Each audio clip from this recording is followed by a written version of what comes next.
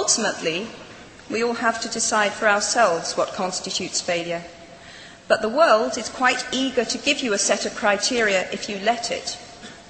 So I think it fair to say that by any conventional measure, a mere 7 years after my graduation day, I had failed on an epic scale. An exceptionally short-lived marriage had imploded, and I was jobless, a lone parent, and as poor as it is possible to be in modern Britain without being homeless. The fears that my parents had had for me and that I had had for myself had both come to pass. And by every usual standard, I was the biggest failure I knew. Now, I'm not going to stand here and tell you that failure is fun. That period of my life was a dark one, and I had no idea that there was going to be what the press has since represented as a kind of fairy tale resolution.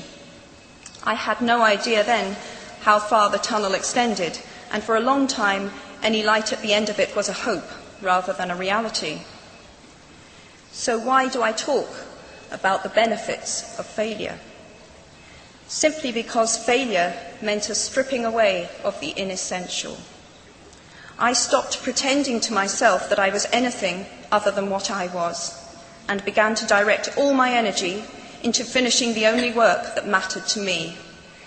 Had I really succeeded at anything else, I might never have found the determination to succeed in the one arena where I believed I truly belonged. I was set free because my greatest fear had been realized, and I was still alive, and I still had a daughter whom I adored, and I had an old typewriter and a big idea. And so rock bottom became the solid foundation on which I rebuilt my life. You might never fail on the scale I did, but some failure in life is inevitable.